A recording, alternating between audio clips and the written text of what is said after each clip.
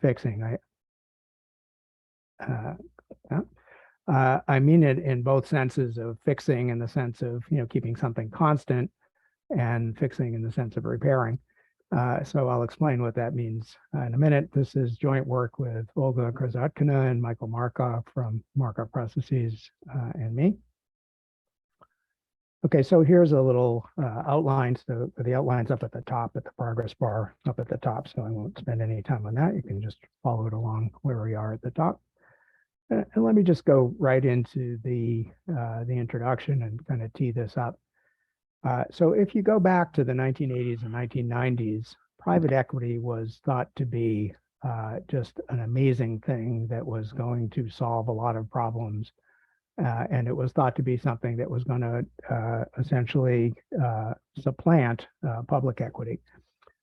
So the idea was that public equity was kind of subject to what people call the tyranny of the quarterly report, that it was there was kind of short-termism, that public equity investors would kind of flee at the first sign of trouble, whereas private equity investors were much more serious. They had a long-term point of view. They could do some investment and wait years for it to pay off. And you can still hear these kinds of arguments made today by private equity fund managers. So a kind of maybe a little over-enthusiastic article from Michael Jensen in 1989. So Michael Jensen is a Harvard Business School professor, and he's best known probably for Jensen's alpha. So the subject of this talk, sort of. So the idea that if you do a regression and the alpha term, the intercept term in the regression is positive, that means that you have skill, and you have evidence of skill over and above the risk adjustment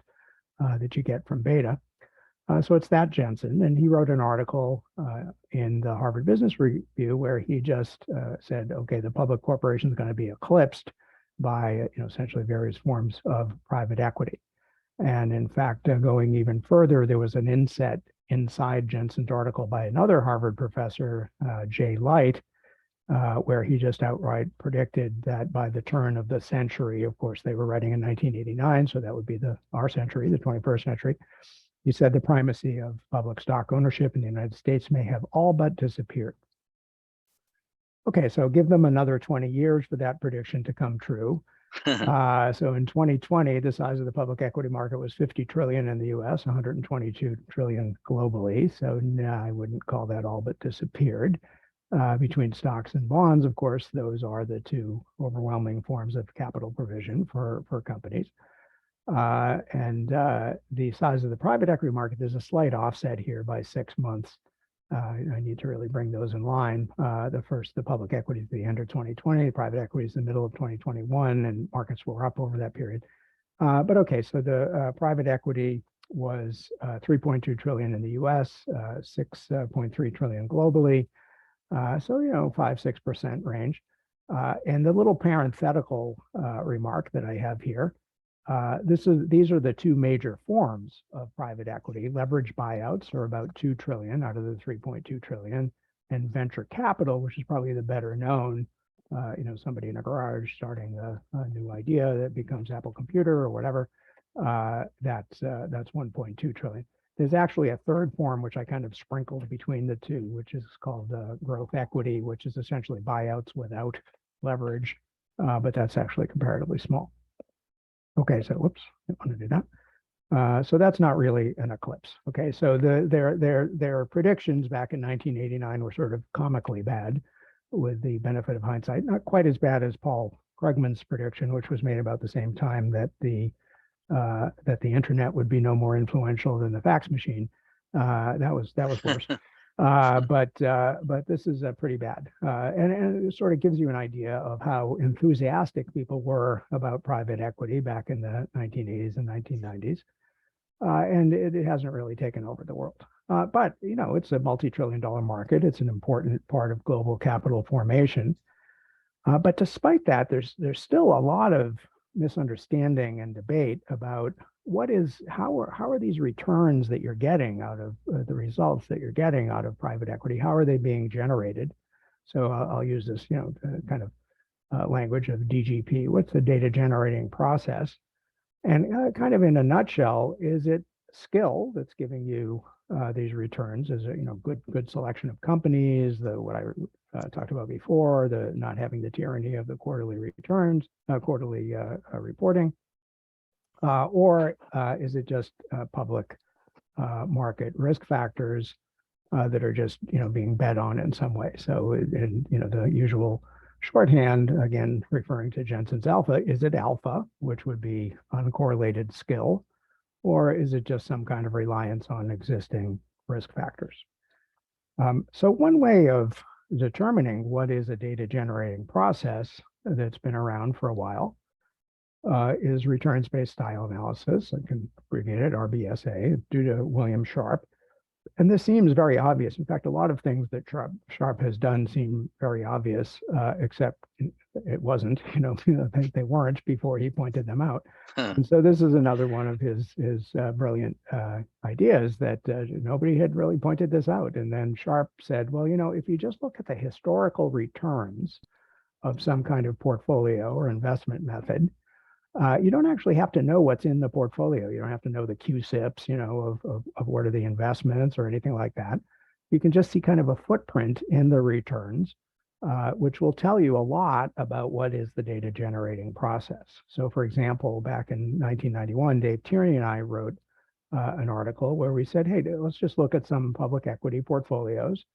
And we showed these little two-dimensional graphs that had growth and value on the x-axis and large cap, small cap on the y-axis. And we showed how to put points on these graphs. And the point would represent quite accurately, how much of a growth value tilt that the underlying portfolio had, or how much of a large cap, small cap tilt it had, and simply based on analyzing the returns history of the portfolio without ever knowing what was contained in the portfolio. So, okay, if we have this mystery about what's maybe going on in private equity, can we do this? Can we do this returns-based style analysis for public equity?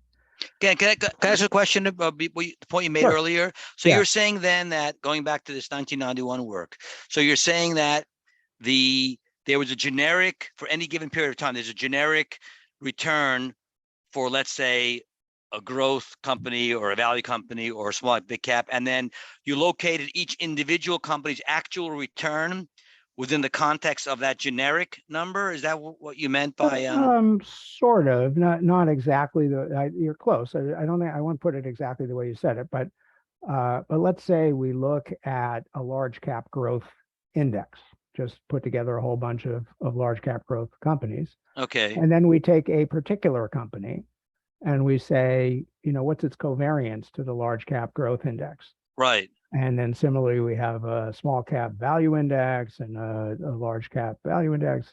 Right. Yeah. So we have various sort of generic indices that we could, in fact, that was the title of the paper. It was about using generic indices. And so we have these generic indices, and then we can see how their returns history relates to a particular stock or a particular portfolio. Usually we were actually doing portfolios. Okay. But particular portfolio's behavior. And then from that, again, you'd have this kind of telltale behavior. So if you think about, something that very highly correlates with a large cap value index and doesn't correlate so much with the other indices, then right. that's a clue, right? It's probably has large cap value right. stocks in it. So that's simply the idea and Sharpe was really the one who pointed out that this works, that there really is a very strong indicator in the returns of what's actually going on inside the portfolio. Right. So with that ex ante, you know nothing about the portfolio composition, but once you look at these individual correlations, you can impute that the portfolio has got a lot of, let's say, large cap value stocks in it, let's say, because of the relationship of it with the return of the generic. That's right. I understand. Right. Okay, thank you. Okay. It's Leon, it's never going to be as accurate as bottom-up analysis, right? If you actually did know the constituents, which a lot of folks now do that, right? Like Morningstar. But I think the original paper, if I'm right, just very high-level indices, right? He had stocks and bonds and sort of not even growth and value, and maybe later on Winston, Biebauer, and a bunch of other attribution papers sort of got into the style-based indices. And now we also do it with like long short. So you can of course choose to do the same with long short or market neutral indices instead of just long only. Yeah, I think Sharp actually did have the idea of style because he did actually in his 1988 paper, he did show growth and value. He didn't show how to do it. He just said that it should be there, that there is a way to do it. And then what Dave and I did was kind of show how to do it with some actual indices.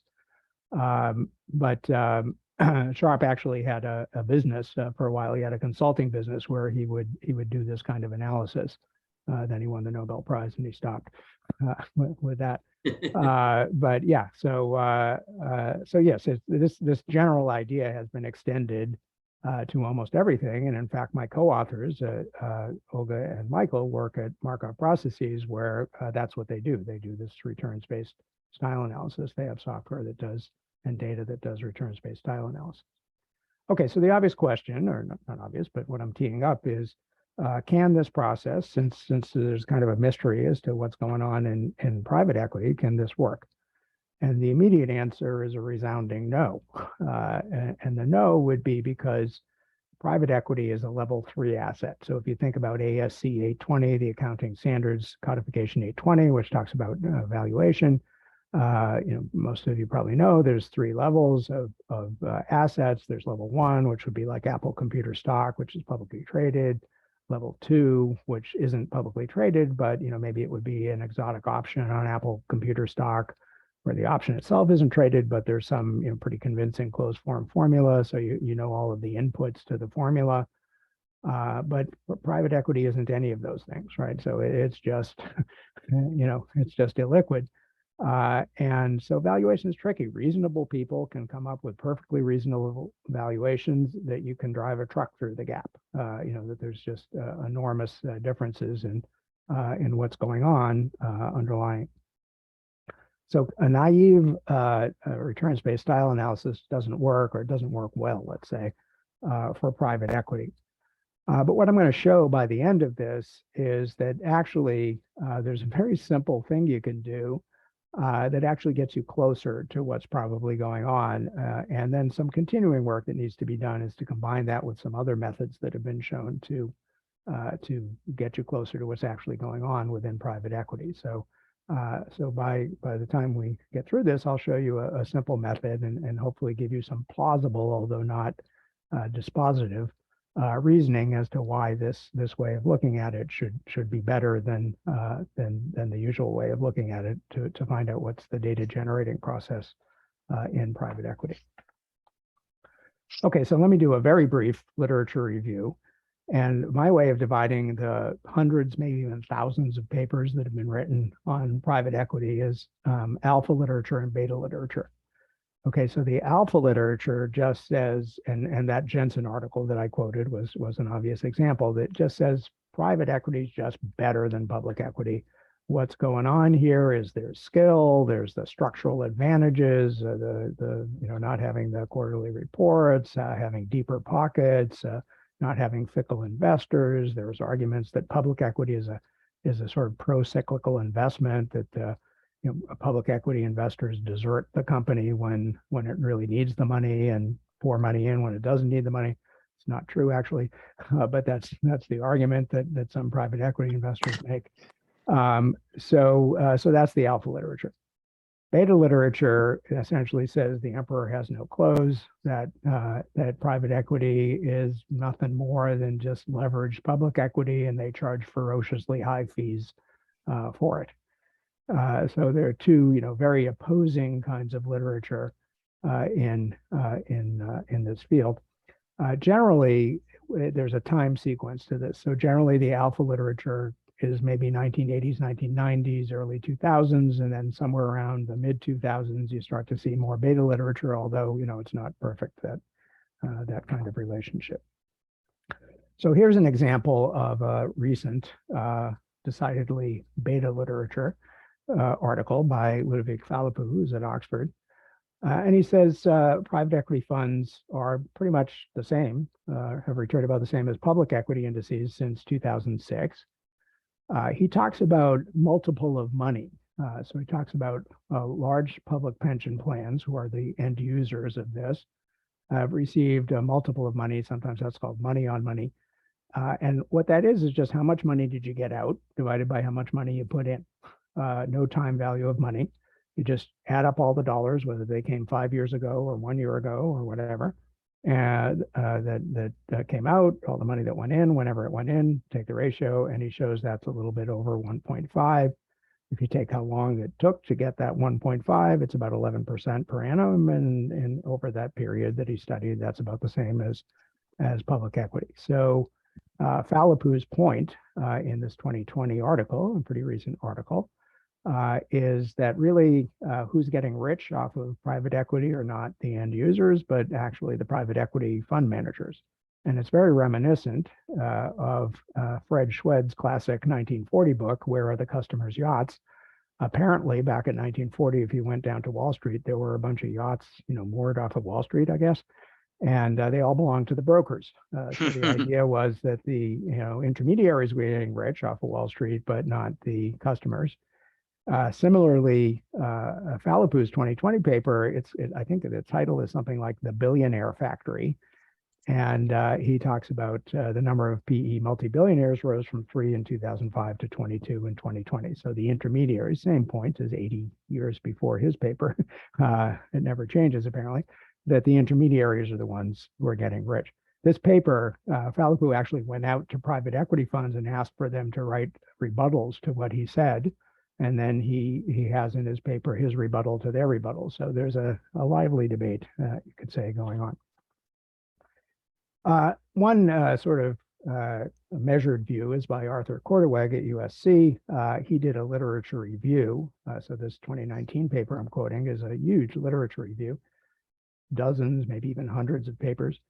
And his summary is that really both of them are right. Both the alpha and beta literatures are right. And the deal is that there's a time sequence. So at the beginning in the 1980s and maybe 1990s, there really was a lot of alpha because there weren't so many players in private equity. So, they could kind of pick the low hanging fruit.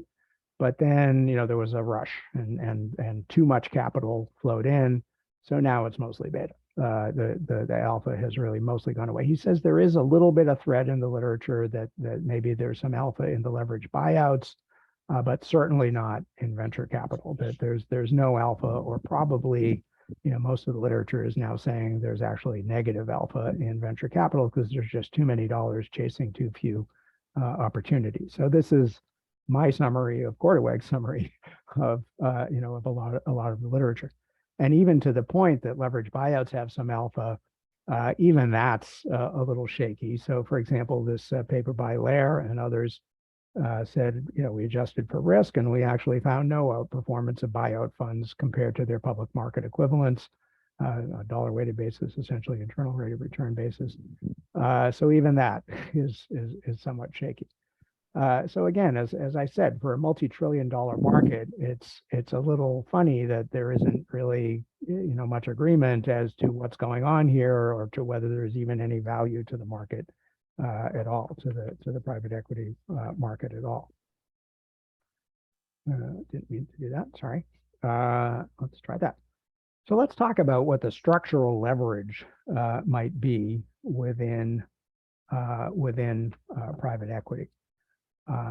And generally, if you have some kind of a company that has high levels of borrowing, then it seems pretty obvious the company is going to be dependent on good economic conditions, almost no matter what it's doing. If economic conditions are bad, it's more likely to not be able to develop, to get capital, to sell its product, and will probably have more trouble making its debt payments if it's highly leveraged. So it's mostly funded through debt. It's going to be harder and harder for it to get through bad periods. You have a kind of absorbing barrier in which things get better 5 years from now. That doesn't help you to get through making your debt payments now. So high leverage indicates this sensitivity to economic conditions, which means high leverage means high beta. What is the beta? Well, we know in leverage buyouts, the leverage is right there in the name, LBO, leverage buyout. What is that leverage? Axelson and others found that in the Merton model sense, the debt to enterprise value of the median LBO company was 70%. So in other words, 70% was funded by debt, only 30% funded by equity. They matched the industries and did a public equity sort of equivalent, and that's only 35% debt, 65% equity. So if you run that through the Merton enterprise model with a few assumptions, you see that the volatility ratio should be about over twice as much from private equity to public equity companies, which would argue for a beta of something like 2. So clearly it's right, as I said, it's right there in the name, LBO leverage buyout, there's leverage there.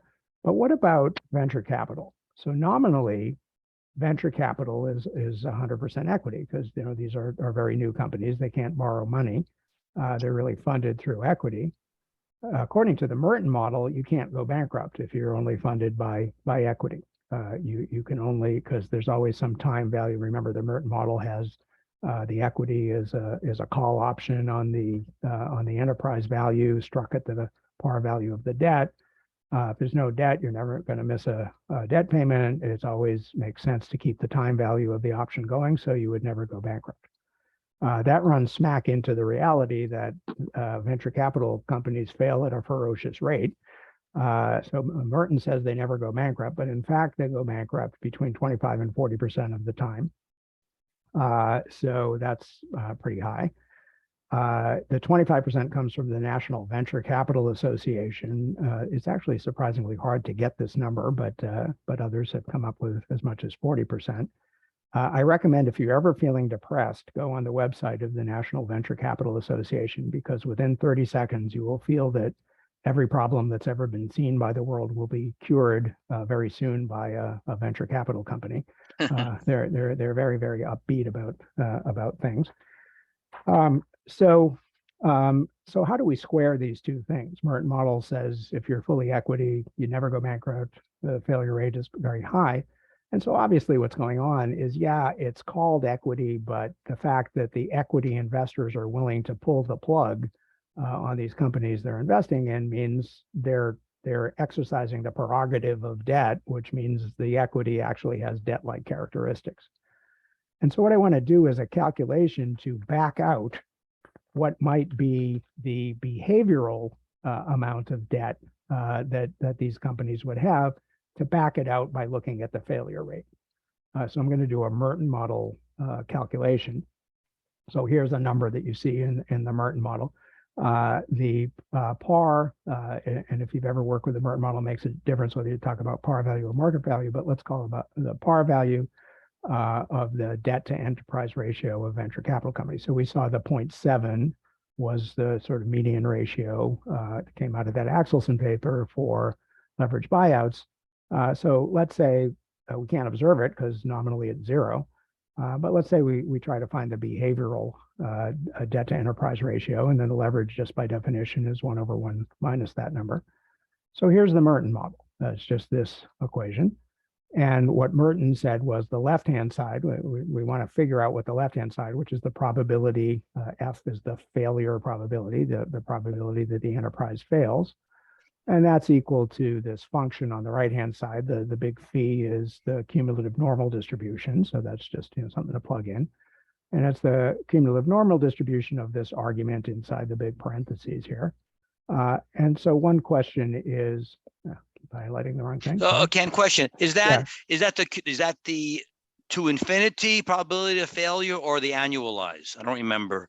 It depends on the periodicity of the arguments that you put in here, but it's actually over the time period capital T, which is the maturity of the debt. Oh, I see. Okay, got it. So now in practice, you keep renewing the debt. So in practice, it keeps revolving. So right. But yeah, you'd impute essentially where most of the debt is. So basically, does the enterprise value fall below the debt value within that time period, capital T, essentially? Right. So the Merton was very simple. Later, especially KMV, the KMV, credit people, they extended this. This was a very simple options strategy. in fact, there's many points at which there are debt payments and interest payments and principal payments. And so Merton assumed a single option that matures at time capital T. In practice, you have lots and lots of time, so you have to modify the calculation, but it's the same general idea. I'm just using this simple, just to get kind of a finger in the air estimate of what that debt to enterprise ratio might be. So if it's 0, so if the company is really fully equity, so then this number is 0, then the log of 0 is minus infinity. And minus infinity divided, and the denominator here is a positive number. It's a standard deviation times the square root, so that's positive. So this argument's going to go to minus infinity where there's no debt, which would be the cumulative normal. Minus infinity is 0. There's 0 chance of the enterprise failing. So that was kind of the point that I made earlier. But what we want to do is kind of turn this around. So instead of solving for F based on the arguments on the right-hand side, let's solve for D par based on everything else. So it's kind of like an implied volatility, sort of a backwards calculation. So in fact, we can get values for all of these other things. And so what is F? It's that 25 to 40% I quoted on the previous slide. We can see what the fraction is that fails. And so that will give us a typical D par for these enterprises. So let's turn this equation around. So I did that. Here's what it looks like when you solve for the leverage, just turning the equation around. And so if I plug in some reasonable numbers, I get the graph here. So what I'm showing here on the x-axis are those failure rates between 25 and 40%, right? The range of the estimates, best guess, maybe somewhere in the middle. And then I showed some various enterprise volatilities that might be typical for small cap companies, which are generally what you see in private equity, 30, 40%, 50% a year volatility. And on the y-axis is that implied leverage. So we got the 2.2 kind of leverage for the leverage buyouts. It's actually, that was 2.2 compared to their public market equivalents. This is just an absolute leverage. But you can see it's kind of maybe in that same range. It's certainly not 1. It's certainly bigger than 1. The most mild one on here is maybe what's that, about a 1.3, 1.4. And then in extreme cases, it can go, up to 3. So again, clearly there's structural leverage here in both venture capital and in leverage buyouts. It's a question about your T. You're just assuming sort of 5-year horizon. And yeah, so for venture capital companies, 5 is actually fairly generous, but that might be a horizon for an investment in a venture capital company. Okay. Okay, another question? No, I was just saying, it's more about the opportunity cost, right? Because as you point out, in theory, yes, the equity investor can choose to let it try it and hope that the option is going to be in the money at some point. They don't have to force the bankruptcy, but usually VCs have better things to do. Right, and so that's what I'm saying. Behaviorally, they do pull the plug 25 to 40% of the time. So what does that mean? What does that mean about how they're looking at this as I got better things to do with my capital? Yeah. Yeah. Okay. All right. So let's think about how this could happen. So there's clearly a lot of structural leverage. But if we do a naive returns-based style analysis, we get low betas. So here's some actual Preqin data. Preqin's I'll talk about it more a little later, but Preqin's a data provider and of private equity funds. And so this is 1,415 funds from Preqin, regressed on the Wilshire Small Cap Index. And here's the betas that you get. Histogram. You can see what the betas are on the x-axis and the number of them on the histogram on the y-axis out of the 1,415 of them. And so you can see it's around what, between 0.5 and 0.75. How do you square that with the 2s, 3s, whatever, certainly greater than 1s that we saw in the structural leverage? How are we getting such mild betas out of what's clearly kind of ferociously levered companies? And So leverage, yeah, the leverage multiple, or you said earlier, is about 2.2 times the leverage of the generic, like S&P 500 public well, markets. it's actually industry matched public equity companies, but yeah, some Okay. some kind of public. Right. Yeah. So this is but is it the beta, Ken, against a generic S&P 500? It's the Wilshire small cap. Oh, so I'm sorry. Understood. Got it. Okay. Right. Yeah. Okay. Got it. Thank you. I'm guessing this is going to be massively sort of smooth because of the manage. I mean, they don't mark stuff to market, as we found out in the recent crisis, and it's very similar to converts, right? When there was that famous paper about converts managing their NAVs too. Oh, that's what I'm going to talk about. You're anticipating exactly the right thing. So the word smooth is very important here. Okay, so let's think about this. And Andy Weissman, actually, is a friend of mine, wrote an article in 2001. The title of his article is something like "Informationless Investing in Hedge Funds," and by informationless he means there's no predictive power. There's no information about what's going to happen in the future, but it looks like there is. So there's strategies to make it look like you have information about the future when you don't. And so one of his informationless methods has to do with illiquidity. Now he's talking about hedge funds, we're talking about private equity funds, but it certainly, the same logic applies. So he says, okay, we got two hedge fund managers that in Andy's language, they operate investment programs that have precisely the same performance characteristics. In our language, that would be they have the same data generating processes. Okay, and then he says, let's say manager two, because these are illiquid investments, employs the strategy of understating both the periodic increases and decreases in the value of the portfolio. So Melinda, as you said, smoothing, right? So you understate increases, you overstate and positively the decreases, and so you're smoothing the portfolio movements.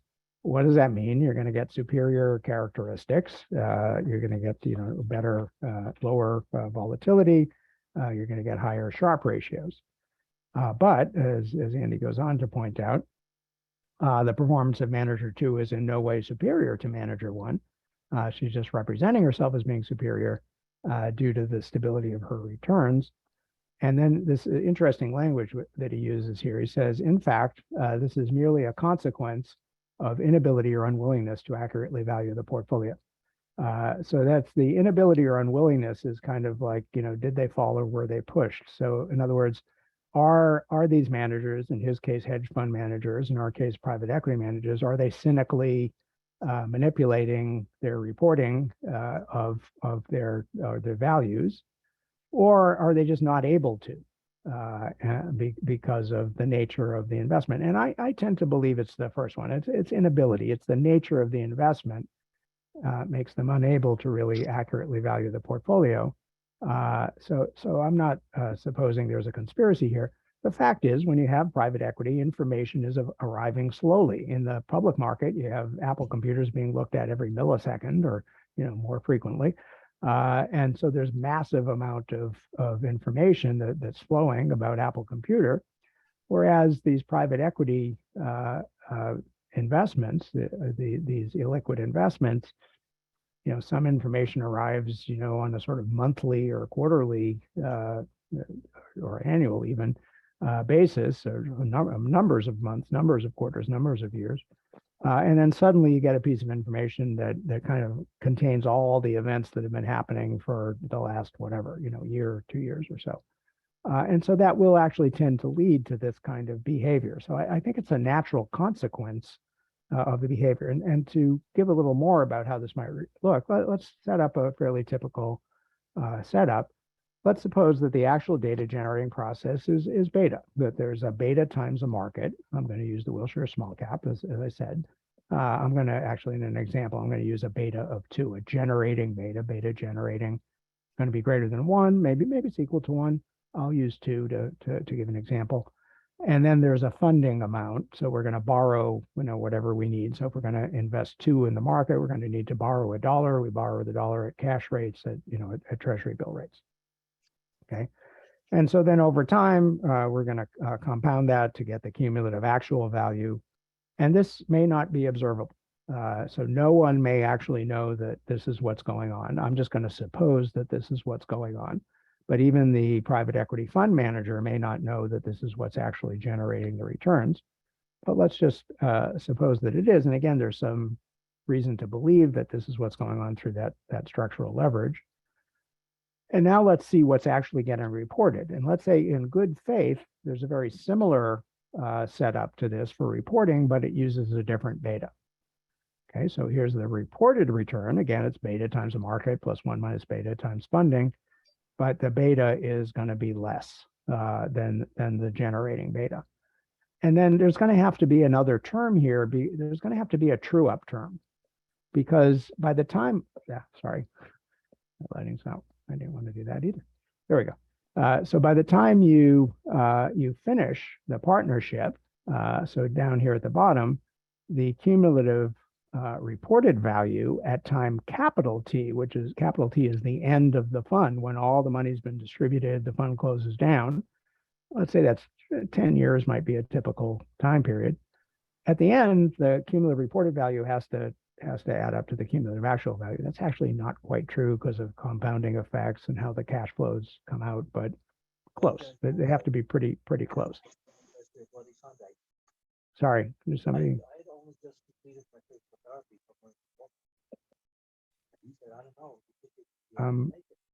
Can somebody mute themselves, please? We can hear some background speaking. Let's be practical, because if necessary, we'll get a wheelchair. Hello? I think it's Rudy because he's the only one who's unmuted. Oh, Rudy? And it was at the anniversary of Bloody Sunday. Here, I can mute him. Okay. There. Okay. Okay. Okay. So the reporting is going to be very similar, except it's going to have this true up term, because eventually things are going to have to true up. And in fact, if you get too far away from the underlying process, information is going to somehow trickle in. Gee, I badly underestimated. Maybe there's a funding round for one of the companies and you raise way more money than you thought you were valuing at. So now suddenly there's a shock. Whoops, I need to catch this up and raise the value, or whoops, I was overvaluing it. I need to crank it down. So clearly the reported values will deviate period by period, but cumulatively by the time you get to the end, they have to come in sync. So here's there's lots of algorithms by which you can assume that reporting is done, but here's a fairly straightforward and quite plausible algorithm. What I'm going to assume is that the generating beta that's actually generating the returns is 2 times the Wilshire small cap. But the manager thinks that their beta is 0.4. And in fact, ASC 820, the accounting standards codification, says you should look at public markets if you don't have information, particular valuation information about your own investments. Then you should find some kind of equivalent, some kind of comparable, and you should pay attention to what's going on to the comparable. So let's say they think, okay, the comparable is Wilshire small cap. I don't have any other information. I figure my beta is 0.4 times the Wilshire small cap. So let's assume that they don't do any adjustments in that 0.4 beta for some break-in period, which I'm going to assume is 1 year. So they just report 0.4 beta for 1 year. Okay, so they'll probably get off. They'll deviate from the cumulative actual value by that time. And what I'm going to assume is information is just going to trickle in the way that's shown in this calculation here. The difference between the cumulative actual value and the cumulative reported value will become somehow apparent through these methods of funding rounds or IPOs or other information. And if it gets to be too large, then there's going to be a true up. And this is the formula for the true up. Just close the gap and close it over some time period, T close. Most of the time, the true up closing the gap period is going to be a year. I just assume that as a plausible number. If you're near the very end, so capital T is the very end of the fund, and maybe there's only 2 quarters left in the whole fund. Well, you're probably pretty much trued up by that time anyway, and you don't have 4 quarters to true things up over. So if you're 2 quarters from the end, you're going to true it up over the next 2 quarters. You're going to aim to true it up over the next 2 quarters. So that's So that's why this T close calculation is shown here. And that's it. That's the reporting method. But notice that the true up is in the next quarter. So the true up for what was going on at time T, you're going to really have to do that at time in the next period. P is the periodicity, which I'm going to assume is quarterly. So that's going to be T plus one quarter. That's where you put in this true up number. And so that will tend to not have any correlation with what's going on in the market in that period T plus one quarter, because it's based on old information. Okay. So as desired, we're going to end up in the same place, but we're going to have a low beta and a high alpha. In fact, when I do that, so I did that with actual Wilshire small cap index data, 125 40-quarter periods, 125 10-year periods, starting in 1981. The last one I could use was 2011, because if you add 10 years to that, that gets to the end of, near the end of the data I have. So that's 125 periods, 118, whoops, go back. 118 of them had positive alphas using this reporting method. Now there's no alpha in the reporting method, right? So so what that means is understating your beta is going to show up in alpha, essentially, because markets are usually up. And in fact, 94% of the time, 118 out of 125, you can assume that this is going to make you look good, that understating your beta is going to make you look good. So that should be pretty obvious that markets are usually good. This is the histogram of what the 125 different alphas look like, clustered around 2% per quarter. So that's 8% a year. And the algorithm also always gives the beta less than 1 as desired, and it averages 0.38, which is pretty close to the 0.4 target. So just that simple true up mechanism works and gives you this kind of low beta that we're seeing. So as Milind said, the smoothing, which is implicit in the low beta, can easily account for this. Now, there's many other reporting methods. An even simpler one is really just to smush out the last 4 quarters. Each quarter, just take a trailing 4 quarters and report 1 quarter of the last 4 quarters in this quarter. Essentially, kind of like an Asian option. You're doing an averaging process. You could just cap return. So if there's a big positive return, you lower it. If there's a big negative return, you increase it. So it's not quite so negative. This one I won't go into this too much, but you could have each company sort of having funding rounds at different times, kind of like popcorn popping. So each company, one company maybe at 7 years into the partnership, suddenly you get a bunch of information about what that's worth. Another company, you get information about that at 5 years. So you have the sort of valuation popcorn is popping at different times, and that will tend to smooth out returns. And one thing to point out is that fees are usually collected countercyclically, because when you're doing well, you collect more fees, which tends to kind of damp down the return. So there's a sort of a natural smoothing just from the fee collection process. So to finish up this section, I think this is very telling. The investment company Voya offers, they offer a product, a private equity replication portfolio. I don't know how many customers they have for it, but I've seen the description of it. And so here's what they do. They construct a public equity replication portfolio. So pretty straightforward. They say, okay, private equity tends to have small cap tilts. It tends to be, let's say heavy in the tech industry, things like that. So they'll construct a kind of custom index that has all of these characteristics that they want to match, that you can see just by knowing the kinds of companies that private equity invests in. But they don't stop there. They add something. They add a stable value contract. So what they add is a contract that, and this is a quote from their product description for their article, it says it smooths out the returns and reduces drawdowns. So very straightforward what they're doing. I'll describe it in the box there. I'll describe what the contract does. But if you think about it, this contract, it's offered by an insurance company. I've dealt with stable value contracts before. They're very expensive because usually the company that is offering them is essentially doing some kind of options replication, which is what's going on here.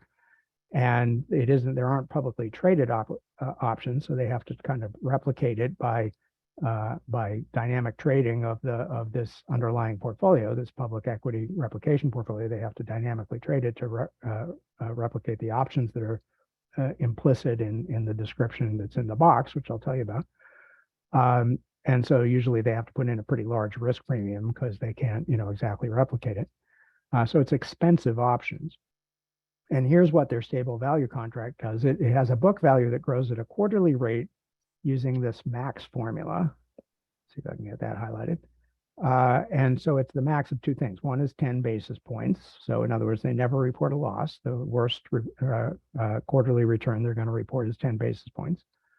And then they're going to do that smoothing that we talked about. They're just going to take 1/12 of the trailing 12-month public replication portfolio. Now, I think that's a typo, actually. The reason I put SIC in there, I think they mean 1/4, because they're going to do this at a quarterly rate. So I think they got confused between months and quarters here. So I think that 1/12 should actually be 1/4, because they're going to do this quarter by quarter. But you get the idea. There's a smoothing, and then there's a floor. Is the basic valuation of this stable value contract. And then there's a kind of a collar around that, a collar or strangle, whatever you want to call it. So they're not going to let it get more than 70% or 115% away from the public portfolio. So if you think about what's inside this box, there's an Asian option, there's a put option, there's a kind of a collar strategy going on. And they have to replicate all that through dynamic trading, and then they have to charge for the option value. In Andy Weissman's term of informationless investing, this is informationless. There's no prediction of the future in this process. It's just sort of smoothing out the returns and providing a more pleasing return stream. But the underlying data generating process hasn't changed at all. And Voya's belief by offering this product is obviously that people like that they're willing to pay the cost of these options to get this kind of smoothed out return stream. There's no alpha. There's no prediction of what's a good company, what's a bad company. But they believe that people will be willing to pay these options costs.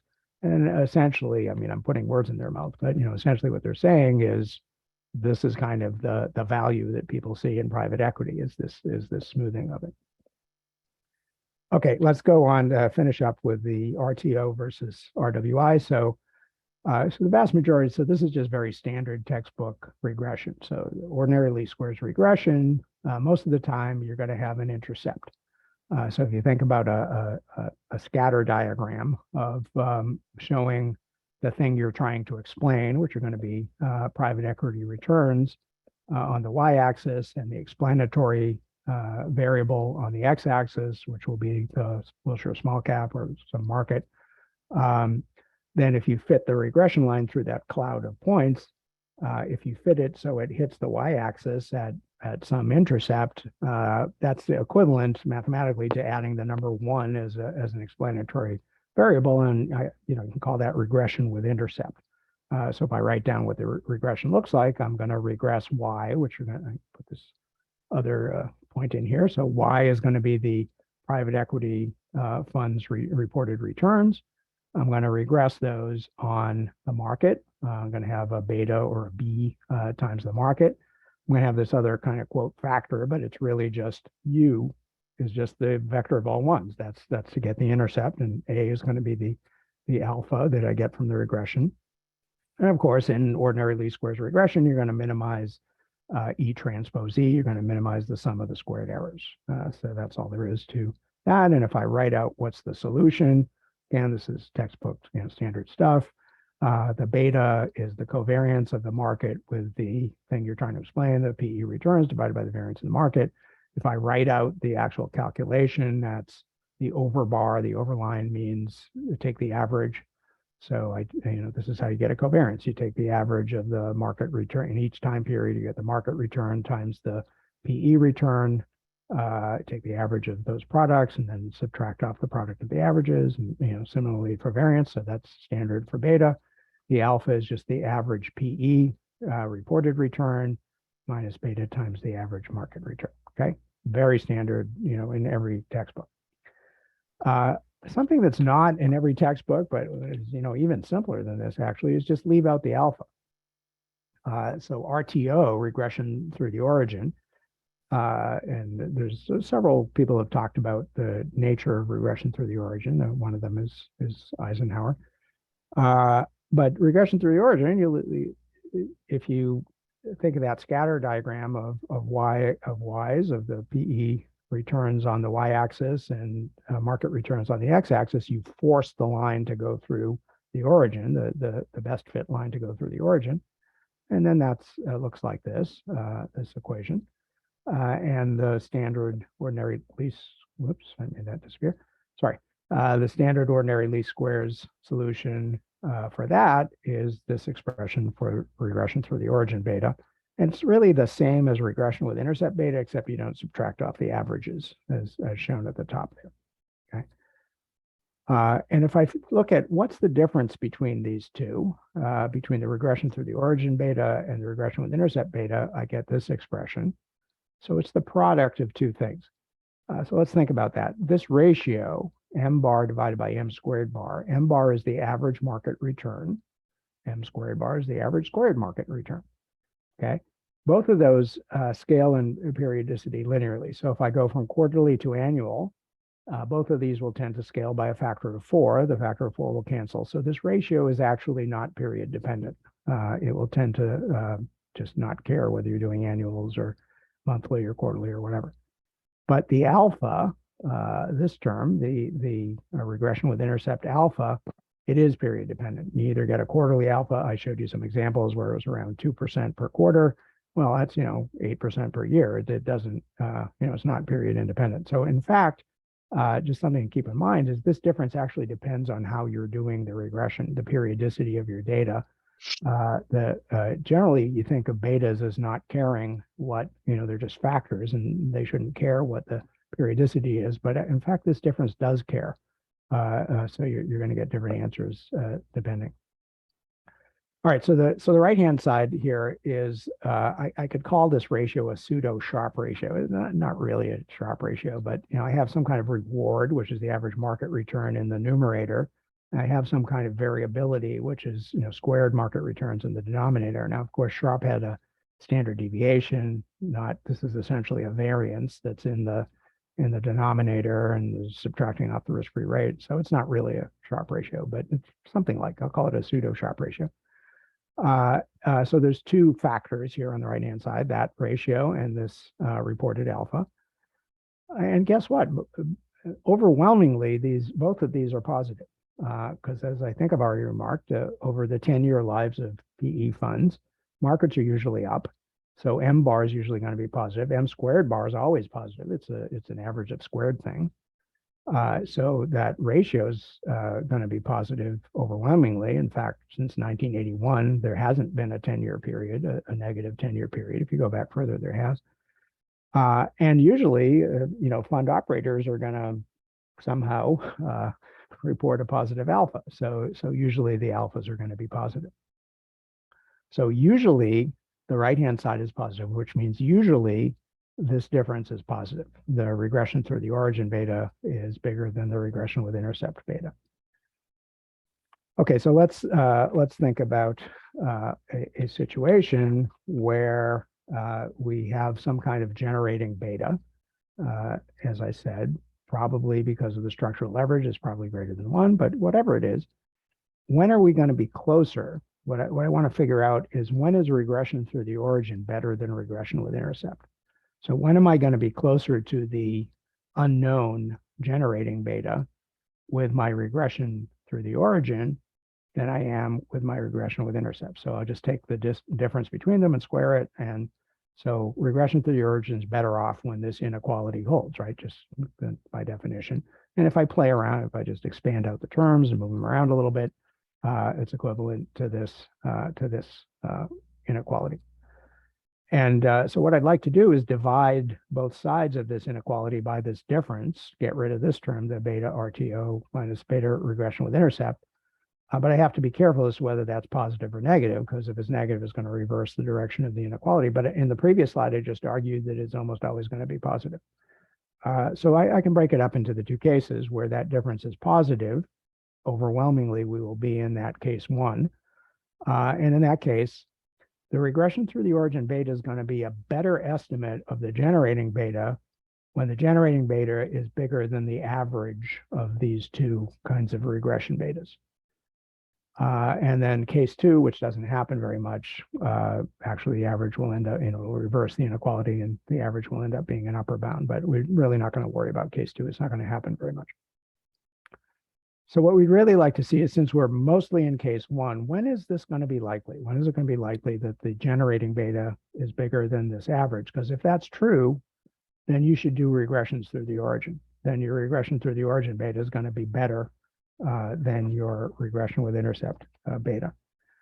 Well, if I take a look at my algorithm one example, so that, remember, that was the one where the generating beta was 2, the reporting beta was 0.4.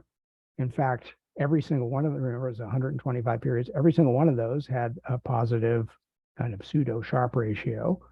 So all the 10-year periods, the market was up. And 118 of them have a positive alpha, as I showed you before. So in fact, 94% of the time, 118 out of 125, the regression through the origin is bigger than the regression with intercept. And then we're in that case one where we want to look at the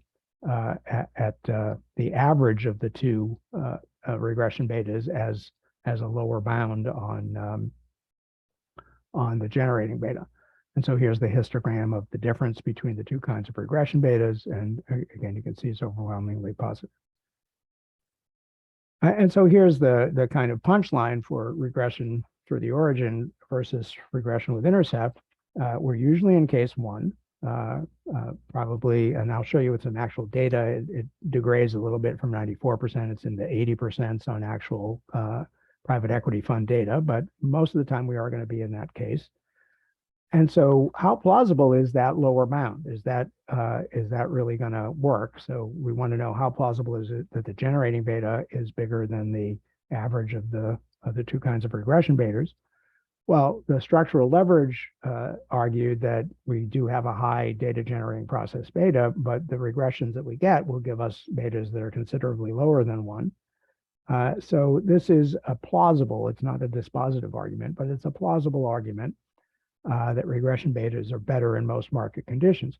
And that's true even though when you do the regression with intercept and you look at what are my t-statistics on the alpha, the t-statistics, like from my algorithm 1, well, we know there really wasn't any alpha. I will get ferociously high t-statistics on the alpha.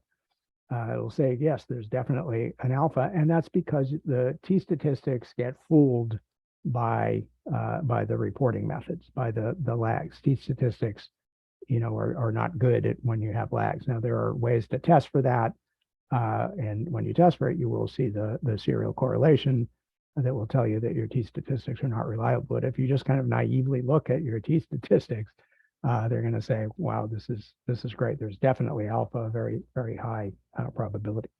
So let's look at this on actual Prequin data. So test the regression through the origin hypothesis. I use the Prequin private equity database. There's around 10,000 funds in it. And when you do some simple screens of the 10,000 funds, you get down to about 1,400 that are actually usable, that have a fair amount of data, that don't have crazy, jumps in the numbers and stuff like that. Now, here's a big problem with private equity data. You don't actually get rates of return. What you get are 3 numbers. This Prequin is typical. So here are the 3 numbers that you actually get with private equity data. You get a called percent. So let's say that the entire fund's going to raise $100 million and they've raised $40 million so far, then your call percent is 40.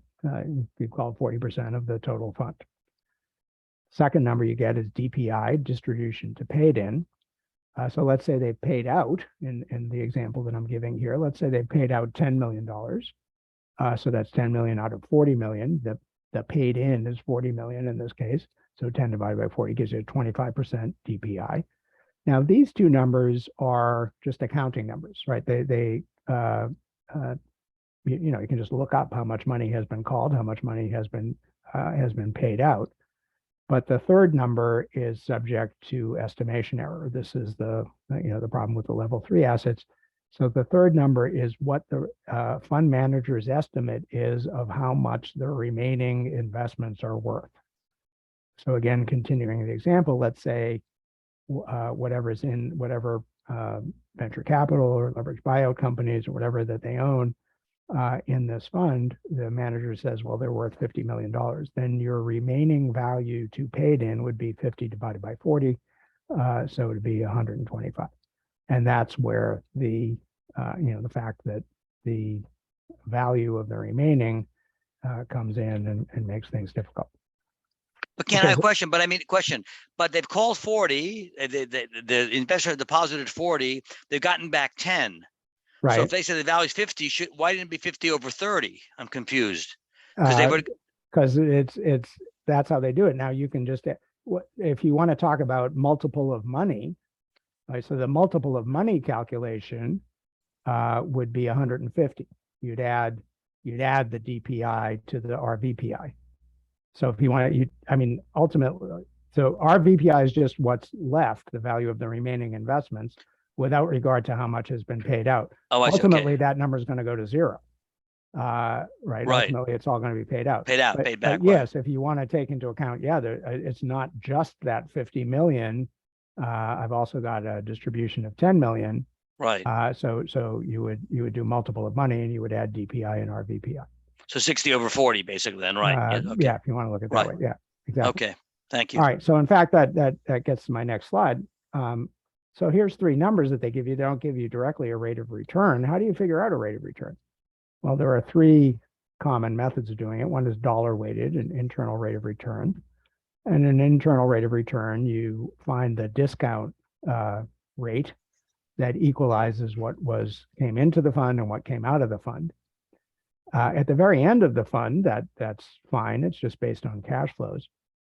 But in the interim, if you're kind of halfway through and there is some remaining value, you have to take into account the remaining value. And so you have to essentially every interim period where you compute an internal rate of return, you have to figure that the remaining value is an outflow essentially, because you're going to get that amount. And so now your interim internal rates of return are subject to, this manipulation of the valuation of the remaining value. Second one, multiple of money. What Leon was just essentially pointing out is just take the remaining value plus the distributions, and they're implicitly ratios, a ratio to the paid in, and then the time weighted rate of return calculation is shown there. Time weighted. So basically, all of these are horrible. So all of these are subject to terrible problems. Internal rate of return assumes you can always reinvest the money that's flowing out at the rate that you've gotten, which is not true, or that your funding rate is always the same, which is not true. Multiple of money has no time value to it. Time weighted can give you crazy returns, especially at the beginnings and endings of these funds, because let's say it's $100 million fund, they typically have very long tails where there's only 11 million left, and the last few investments take a long time to realize, and so there'll be little movements, a little dollar wise, but maybe big percentage wise. So you get a 300% rate of return in some period where they trued up some valuation, but it isn't very much money. So time weighted has problems too. So what we actually used was, a modified rate of return, which is kind of like an internal rate of return. But for your funding and reinvestment rates, you don't use the internal rate, you use an external rate. And I took the Wilshire small cap as a sort of generic index, and I used that, whatever it was at the appropriate time, as the funding and reinvestment rate.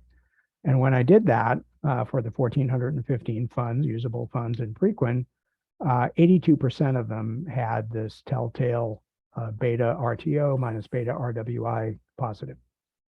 So 82.3%. These are widely ranging dates, 1985 to 2022.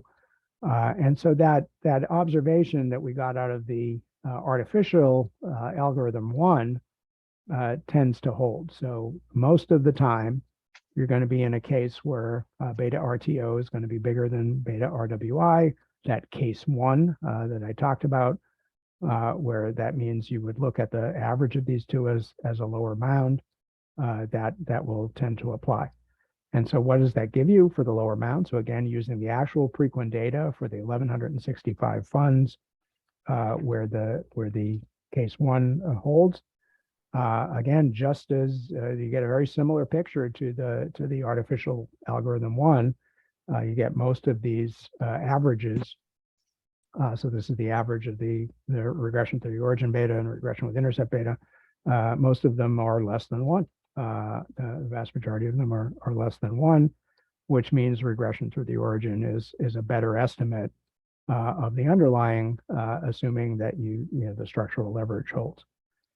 Okay, so all of this that I've talked about is sort of plausible reasoning. It doesn't actually prove anything. You come up with counter arguments. So here's the further exploration. We improve beta by something, by 10 to 20%. And we get closer in the artificial example where we know what the answer is. We get 10 to 20% closer. We're probably getting that much closer by using regression through the origin in the actual data. One thing that's been known for a long time is if you put in lags, that's right away a really good way to get better beta estimates. So in other words, instead of regressing the private equity returns on this quarter's Wilshire small cap, you do this quarter as one factor plus last quarter's Wilshire small cap as a separate factor plus the previous quarter as a separate factor and so forth. You go back, maybe a year or more. And then you get, if you sum up all of those betas on the lags, it's trickling in through these lags, and then you do get better betas. So looking at how this interacts, how the regression through the origin interacts with the lags is something that I think will give a much better improvement. And then the really strong thing that we need to do is the so-called PME check. So the idea is figure out the best public market, some combination of public market indices that gives us exactly the same cash flows as the private equity partnership.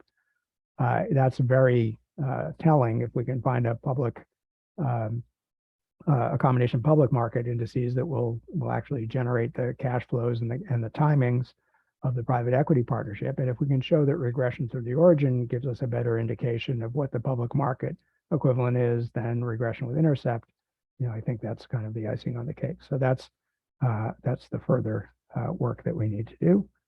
And so thanks for hanging in there. Thank you very much, Ken. Any questions from the audience? That was really fantastic. Thank you. Is this, I mean, Ken, my memory's sort of a little rusty here on the this lag beta approach you mentioned. Is that similar to what I think Cliff Astis had a paper on something like this quite a while back? Who was it? Cliff Astis had something using lag betas for convertible funds. Does that sound familiar? I don't know that Asnis's paper, but if you use lag betas, I think it's it probably is similar. Yeah. So I'm sure you recall there was there were a lot of papers maybe 15, 20 years ago about adjusting the Sharpe ratio and sort of, modifying it for illiquid investments and certain hedge fund strategies, event-driven converts, etc. I had tried something using certainty equivalent myself, but that's a very old paper now. But I'm just curious. I mean, there's a little bit of that going on here, right? And when you tried to do the modified. The modified what? The Sharpe ratio. When you were trying to draw that analog, it wasn't really the M bar. Right. So yeah. So no, I mean, this isn't original with me or with us, but there are lots of papers that look at how would you do these lags. So I think that literature already exists that doing lags is a way, because again, implicitly the information arrival for private equity is slow. And so that argues for, lagged effects. How exactly you do the lags, there's some debate over that. But my point here is we know that lags are a good idea. That's well established in the literature. The question is, how does that interact with this observation about regression through the origin? So let's do lags with intercepts and lags without intercepts.